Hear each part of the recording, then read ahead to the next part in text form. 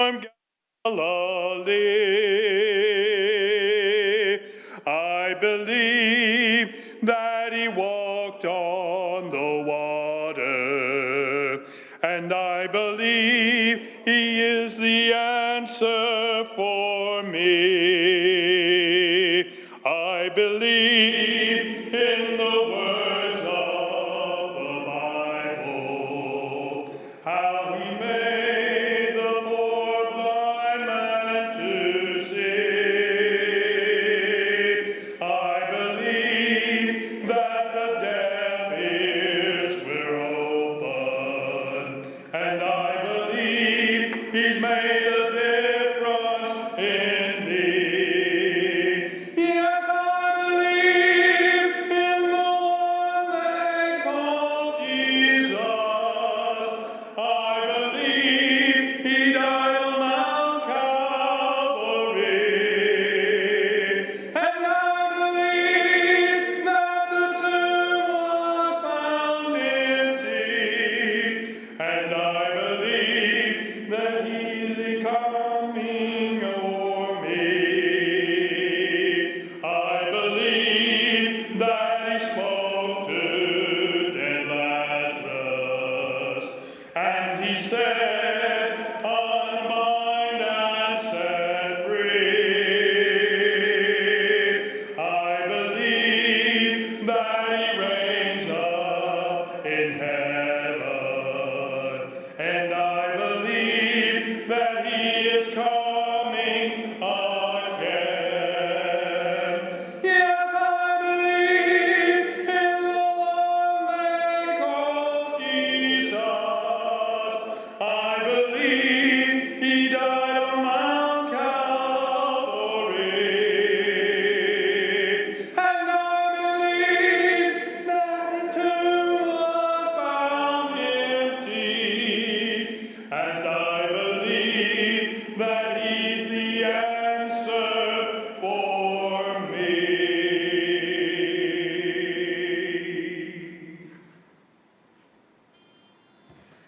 No tears in heaven, no sorrows given, all will be glory in that land. There'll be no sadness, all will be gladness, when we shall join that happy band. Glory is waiting up yonder, we suspended in the stay. There with my Savior will be forever, where no more sorrows can dismay. No tears, no tears, no tears up there, sorrow and pain will all have flown. No tears, no tears, no tears up there, no tears in heaven will be known. Some morning yonder we'll cease to ponder o'er things this life has brought to view. All will be clearer, loved ones be dearer, in heaven where all will be made new. No tears, no tears, no tears up there, sorrow and pain will all have flown.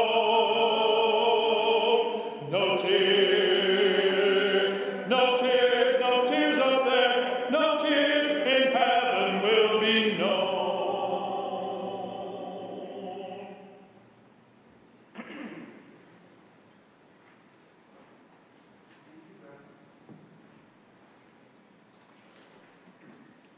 Let's continue with prayer. Abba, Father, we have very much to appreciate you for the hope of an eternal, happy future, for the sacrifice and atonement that we can depend on now, and for all that you have done in the past to get us here. As we think more about the past tonight, please help us to appreciate you for who you are. Help us, because we can be so eager and ready to doubt and be confused and be disconcerted. Please be with us and help us to keep the faith. In Jesus' name, amen. Tonight, we are going to be talking about more of the elements of Exodus, the book of Exodus. Exodus is home to the dominant story of the entire Jewish religion, the liberation from Egypt, the covenant, the law.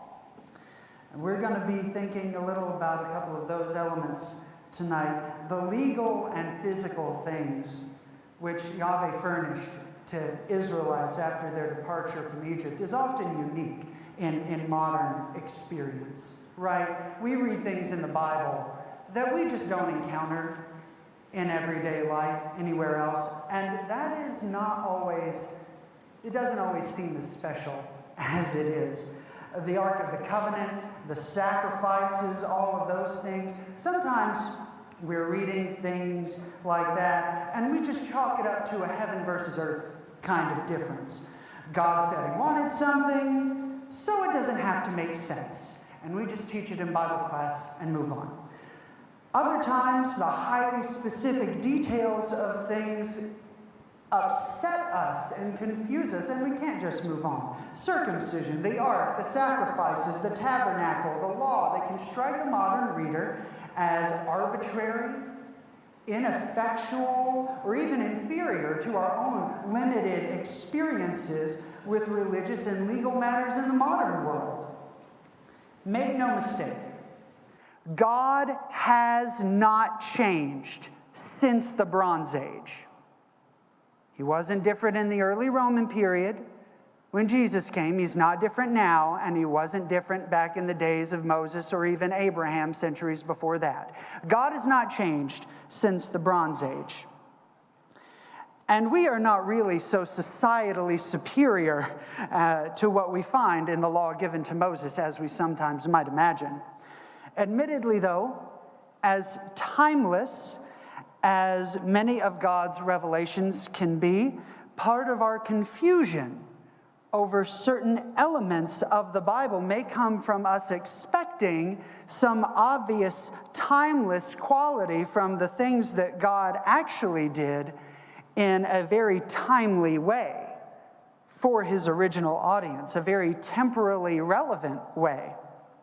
This is certainly the case with the covenant that he offered to the Israelites during the Exodus. I'm not saying it's like God's covenant with Israel was only effective within the Bronze Age. That's not what I'm saying. But I will be making the point tonight that the pattern of life that God legislated for the ancient Israelites was originally a divine communication to a Bronze Age group of people in Bronze Age terms that could be understood at the start of it all.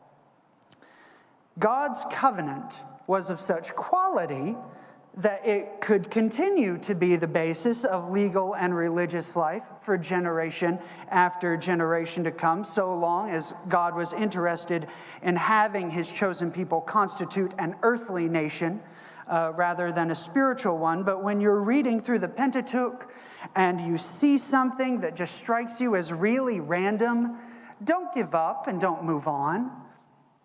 Consider that it might have communicated something more in the Bronze Age.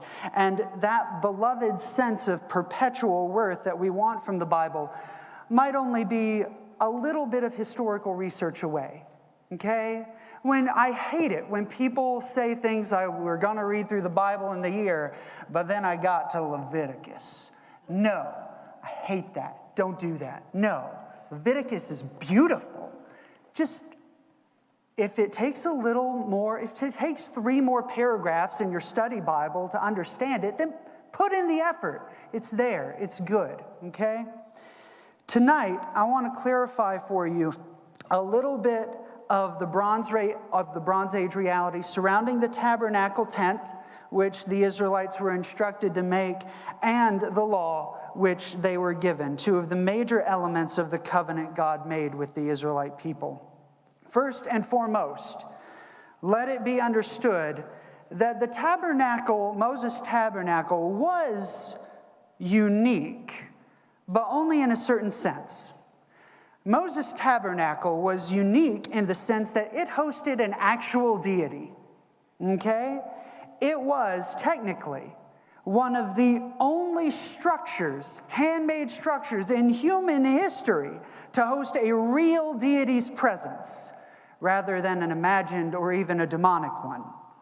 But insofar as the tabernacle was a special segmented tent, insofar that it was a special tent made of high quality materials, used for a special purpose, meant to be collapsible and carried from one place to another by poles only held by designated persons, that kind of thing had actually been around for more than 1,000 years. Okay? In that respect, the tabernacle was not unique. As far as the archaeological record is concerned, tabernacles are originally an Egyptian thing, and they are literally as old as the pyramids and older, okay? And for reference, the pyramids had been around for like 500 years before Abram was even born, okay? They're really old. Archaeologists actually found 2 tabernacles in Giza in the tomb of Queen Hatteferes. The pharaoh who built the Great Pyramid was called Khufu. That's a fun name. You won't get away with naming your kid Khufu today, but just keep it on the back burner. It's so cute. But Pharaoh Khufu is responsible for the Great Pyramid of Giza. His mother was Queen Hatteferes, and we have found 2 tabernacles in her tomb, okay? Based on the different materials used in each one, archaeologists interpret one of Queen Hatteferes' tabernacles as having been for personal use, and the other as having been for some sort of ritual use. 100 years before that queen mother was buried, a segmented tent was retired into the storerooms of the Step Pyramid, which was built for another pharaoh. And 200 years before that one, there was a tabernacle placed in an elite tomb in a site called Saqqara, which is a major excavation in archaeological literature of Egypt. We have 4. 1, 2, 3, 4. Yeah, I get my fingers confused sometimes. We have 4 different tabernacles represented in Egyptian tomb art as ritual pavilions. And in that art, they're labeled as tents of purification. Okay? Those tabernacles were used for religious rites associated with mummification, which we discussed last week, is about making sure that the favored dead are prepared for a really good afterlife, right? And so there's actually a lot of religious ritual involved in that. And hundreds of years before the time that Moses was leading the Exodus, the phenomenon of tabernacles had already spread out of Egypt to ancient Syria on the other side of Canaan. They're discussed in the Mari archive, which we mentioned with reference to Abram, with an Akkadian term, okay, kersu, which is nearly identical to the ancient Hebrew word for the tabernacle's framework, kerushim. So you can hear the similarity of the sound. So tabernacles predate Moses in Egyptian life and beyond by many centuries. We also have a tabernacle being used by a visiting queen for feasting in the ancient Syrian city of Ugarit. So you have an example where a visiting royal dignitary was given one of these really magnificent tents just so that she could have a feast where she was visiting. Also from Ugarit, in a text depicting a story about their gods, we have this line, it's actually from a Baal myth. The gods go to their tents, and the assembly of El to their tabernacles. Okay, now you might think, if you want to assume that every story you would read about the gods in their heavens is going to involve some big, huge temple, right? Well, that's not the case. In reality, there's a normalcy to a God being pictured going to his tent in the ancient Near East. Now, I am not suggesting that the Bible is as fictional as these things, but what I am suggesting to you is that God has always, including in the Bronze Age, made himself understandable. Okay? And gods can go to tents, and gods can dwell in tents, and royalty can dwell in tents. When you think of a tent in the ancient world, it's not always going to be the little temporary shelter of a shepherd in the hills. Okay? These could be big, fancy things. By the time of the Exodus, during the 18th or 19th dynasty of Egypt, Thutmose III built a festival hall for Amun at the great temple complex of Karnak. You can actually go to Karnak today. It's part of the modern city of Luxor. But the design of that festival hall for Amun is actually, it's a stone room, but it is made to look like a pillared tent, which is really interesting. There were also tabernacles discovered in the tomb of King Tut, Tutankhamun, also from the New Kingdom. And this is a perfect time to make my big correction from last week. I accidentally called Thutmose III King Tut instead of the slightly later pharaoh, Tutankhamun. You were nice enough not to embarrass me last week, and I appreciate that, but I'm acknowledging it now so you can all wipe the sweat from your brows. We have corrected this error.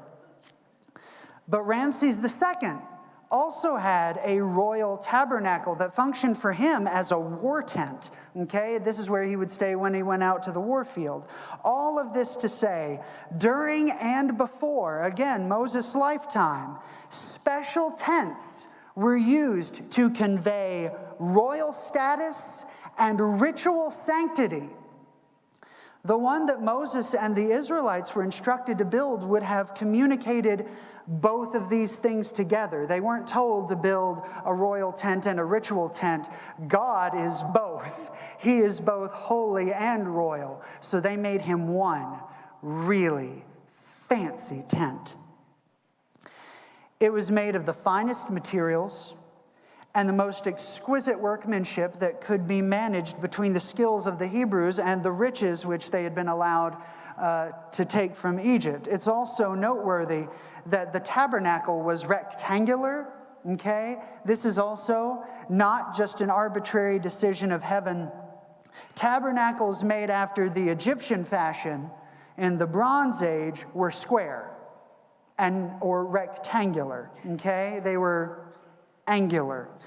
The Assyrians, who rose to power in the Iron Age, did not share this tradition. Had Exodus been made up and been written hundreds of years afterward in the Iron Age, when the Assyrians were in power, the tabernacle probably would have been round in its description. So, the shape of the tabernacle which Yahweh instructed the Israelites to build suggests an audience for it that at least saw the world partially through Egyptian norms, which would fit a group of people that had been slaves in Egypt. And it also functions as a temporal marker, okay, because the shape changes over time. But what might come as a greater surprise is that the tabernacle which God insisted he have as a dwelling only required a fraction of the resources and personnel of many of the other tabernacles that we have found in historical research.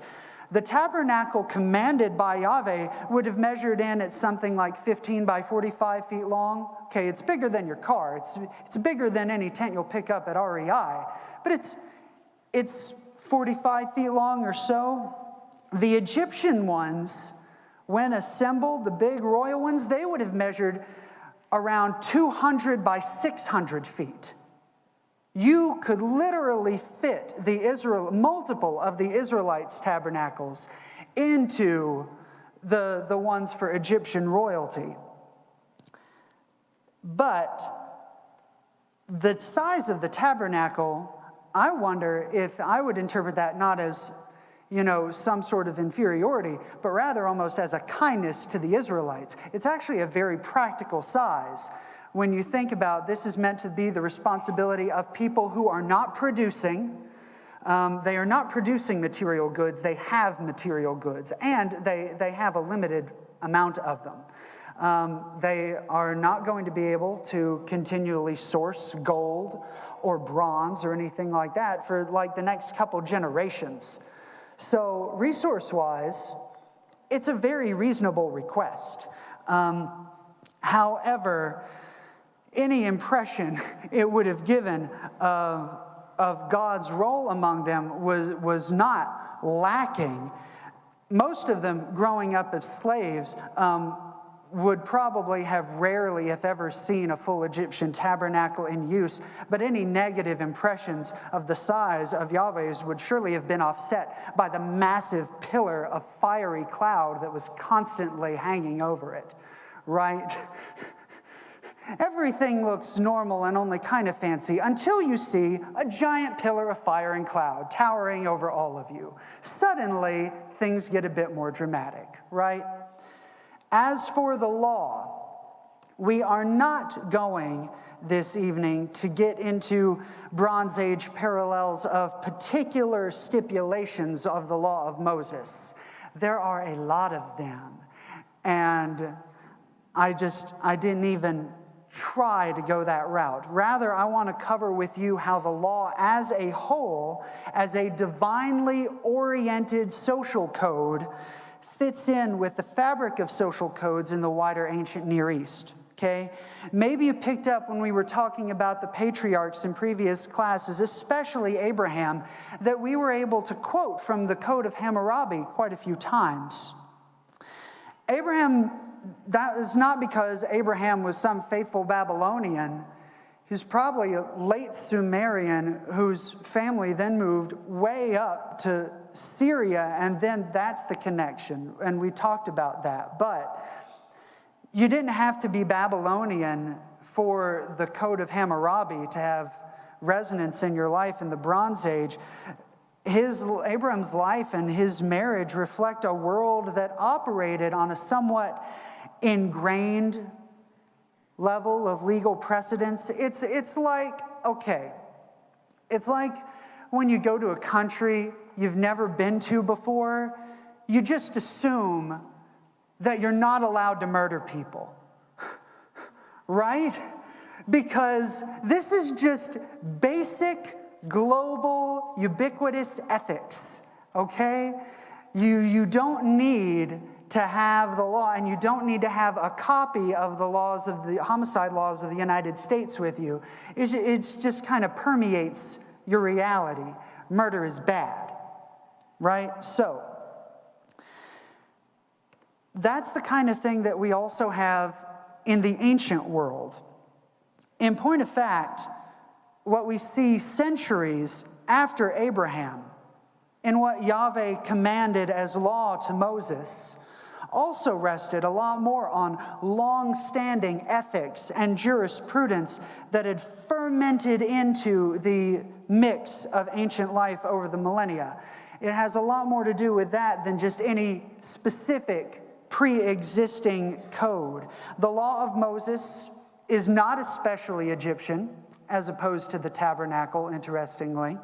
It resonates much more with older Semitic legal codes. In an ancient Semitic legal space, it's also not a copy of anyone else's law. So far as we know, there is not going to be a moment where we uncover a bunch of tablets that say that they were written by, I don't know, Hammurabi or any other old Babylonian dude, and it's just going to read exactly as the Ten Commandments do. It's going to read exactly as Exodus 22 does. It's not a copy. God did give the Israelites an original law, but he gave them also a rational law that was well established and acceptable in the amongst the other legal sentiments of the time. In the law given to Moses as a whole, there's minor resonance with Hittite legal literature. There's a lot of resonance with the Code of Hammurabi. There's some legal texts out of Mari and northern Syria that it has echoes with. And there are even some diplomatic treaties that seem to have some similar features. But that is kind of the nature of a covenant. It bridges the gap between something that is just a law and the idea of something that is also diplomatic. In practice, Yahweh's covenant with Israel worked on 3 levels, okay? It created guidelines for how a deity's people should treat each other. It governed the boundaries of the group, who's in and who's out of this deity's chosen group, and it governed how those people would relate to their deity as their ruler. And this is how covenants worked. In the Bronze Age, there was a political aspect, a social aspect, a legal aspect. And in terms of the scale, if you have ever, look, we've given the ancient Israelites a really hard time about the complexity of their law. But American law is a huge, hot mess compared to the law of Moses, okay? We have thousands of laws, and we are actively making more. We have nothing to be proud of in terms of legal simplicity, okay? However, in the Bronze Age, the social legislation of the law of Moses is actually pretty well on par with the other social codes of the time. It is longer than some. It is shorter than others. So the religious aspects of the law of Moses are very lengthy and sophisticated. But the overall package of social legislation, the Code of Hammurabi, for example, has 282 laws. Please don't tell him that I called him Hammy. He'll get upset. Sounds very disrespectful. But Code of Hammurabi, 282 laws, okay? Hittite legal texts from the Bronze Age, 200 or so laws, a little over 200. In the Lipit Ishtar Code, which we also quoted with reference to the patriarchs, 38 laws, okay? Whole social code, just 38 laws. I almost tried to hold that up in fingers. I have so much trouble with these things. And another one, a legal code of an ancient site called Eshnuna, only had 61 laws, okay? Across Exodus, Leviticus, Numbers, and Deuteronomy, we are made aware of about 150 social laws. So again, that's fairly on par for how you told Bronze Age people to get along and treat each other well. But somewhere between 30 and 200 instructions is hopefully going to get you a well-behaved group of people. When you add in how to interact with the divine ruler of that people, however, the royal, chosen, and singular God of the Israelites, and you add in the interest of being his singular holy nation, the specifics number over 500 in addition to your social instructions. So, look, being the holy physical nation of God on earth is not easy, so cut the Israelites some slack, right?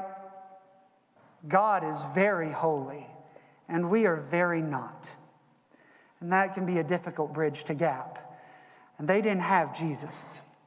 So, questions first about the tabernacle. I want to handle these one at a time today. Tabernacle, Ark of the Covenant, temple, anything like that. Questions?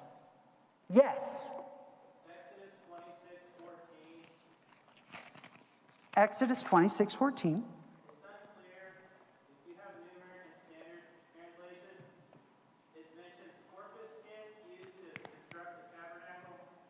Okay. Blue. The Hebrew says blue. So here's the cool thing. In Exodus 26:14, and it is only cool because a year and a half ago, one of my classmates actually did his semester's research on this.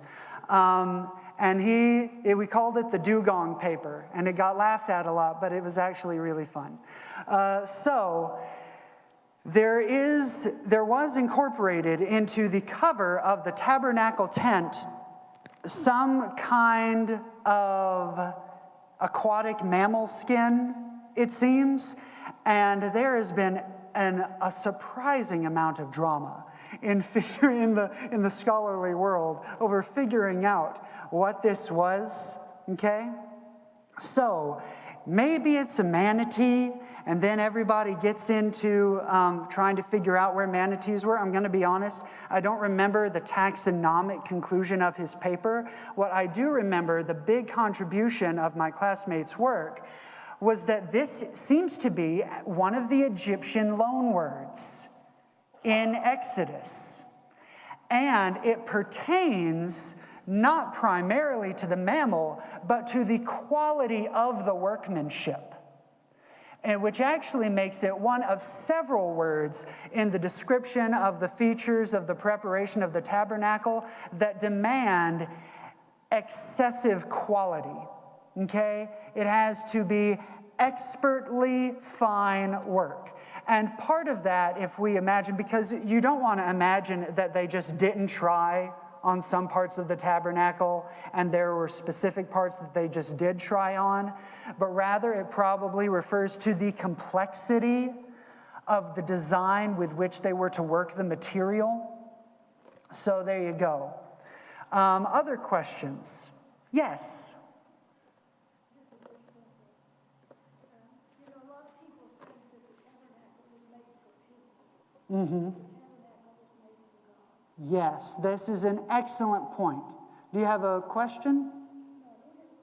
Okay. Being a teacher, Yes. children that come in, they think it's something like church building. Yes, well, it is certainly an observation worth making, and I thank you for that. We will repeat that so everyone can hear.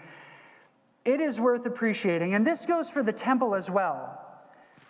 Right now, you are inside of probably, unless you feel really strongly about your den where your favorite sofa is, this is probably the most sacred building in your life. All of you who are sitting in here, this is about as close to a temple as you're probably going to get. But temples, tabernacles for deities, these were not places of congregational worship, okay? When you think about this in the ancient world, when you even read the word temple in the Old Testament or the New Testament, you should not be thinking of something like a church building. Technically, these were places that were only meant for divine occupation, okay? A few select people, in the case of the tabernacle, other divine tabernacles, temples, especially the big fancy ones. You might have a handful of priests that can go in, and they are allowed to do their things. But when you gathered for a feast or a celebration or something like that, most of the time, you're not even going to be able to directly walk right up to the doors of a temple. Even Jerusalem's temple had, in the Herod the Great built, that Jesus would have gone to as a kid over and over again. Interestingly, he would never have been allowed right into the temple of the courtyard proper, but that's the point. Even Herod's temple had this huge courtyard where Gentiles could go, and then there was a fence which actually had an inscribed warning on it offering pain of death to any Gentiles that crossed it. Then you had the court of women, where a lot of people would gather. Then you had the court of men, and then on the other side of that wall, you had where only the priests could go, And then inside of that, you had the holy place where fewer priests could go. And then inside of that, you had the Holy of Holies, where only one priest could go, very rarely. That was where God lived. Temples, the tabernacle Moses built, these are not congregational worship buildings. These are divine residences. And that is an excellent point. Yes, ma'am.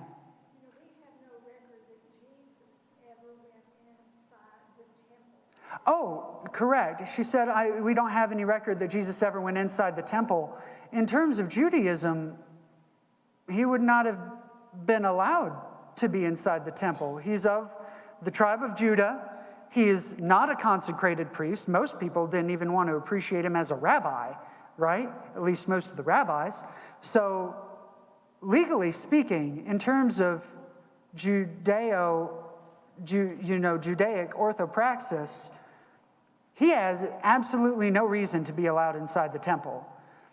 Showing up on somebody's doorstep and saying, I am the Son of God, which is also something that he notably chose not to do, because that would have ended things real soon, would also not have gotten him access to the temple. His family would have brought sacrifices to the temple that the priest would take care of on his behalf. As an adult, he would have been expected to bring sacrifices to the temple, right? Jesus was one of the folks, as far as the impression of him was concerned from a legal standpoint. Other questions, observations?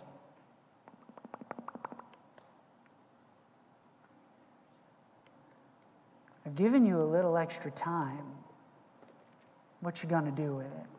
Yes? Do we have any evidence of the Jews observing the year of Jubilee? No. We do not have any evidence of Jews observing the year of Jubilee. This is, however, it perhaps should be treated with the caution of historical responsibility that it often is not. Most of the time, in fact, in the men's Bible study group for Thursday morning, we read just a couple of weeks ago in one of our chapters in our books, the Israelites never celebrated the law of Jubilee. He said it in a little more diplomatic way than that, but his point was obvious. However, in archaeology, we have a rule of thumb. Absence of evidence is not evidence of absence. Just because you have not had the good fortune to stumble across something yet in one area of research does not mean that it did not exist in reality, okay, in historical reality. Maybe they did practice the year of Jubilee. They certainly had a long time to give it a shot. But at present, what it would probably be most accurate to say, most reserved or conservative to say, would be, we do not presently have any records of one of those celebrations.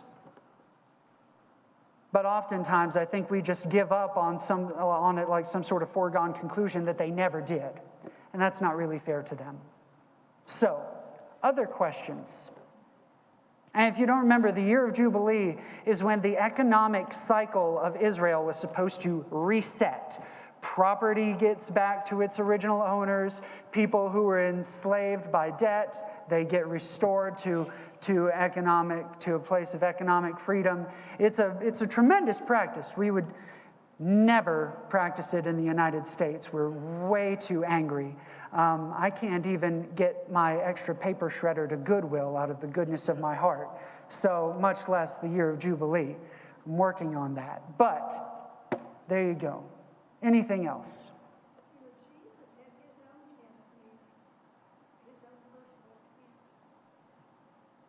Tell me more. Exodus 33.